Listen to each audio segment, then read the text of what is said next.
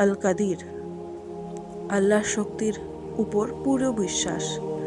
আল কাদির মানে আল্লাহ সর্বশক্তিমান, কোনো কিছুই তাকে সীমাবদ্ধ করতে পারে না, সব কিছুই তার জন্য সহজ। যদি তুমি সত্যি এই নামের অর্থ সম্পূর্ণ বিশ্বাস নিয়ে গ্রহণ করো, তাহলে স্বয়ংক্রিয়ভাবে তুমি তার উপর তার সব নামের অর্থ বুঝতে পারবে।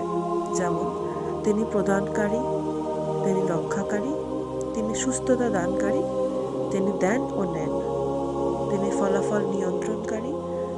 কিন্তু সমস্যা হলো, অনেকে বলে, হ্যাঁ আল্লাহ দিতে পারেন কিন্তু আমার টাকা লাগবে, আল্লাহ আমাকে সফল করতে পারেন কিন্তু আমার ডিগ্রি লাগবে, আল্লাহ সুস্থ করতে পারেন কিন্তু ওষুধ দরকার। এই এক শব্দ কিন্তু পুরো বিশ্বাসকে ধ্বংস করে দেয়। এটি সত্যি আত্মবিশ্বাসকে লুকোনো সৎ সংযোগে পরিণত করে, একটি সংশয় পরিণত করে, হৃদয়কে ভাবায় আল্লাহ সব করতে পারেন, তবে এই দুনিয়ার জিনিসগুলো ছাড়া নয়।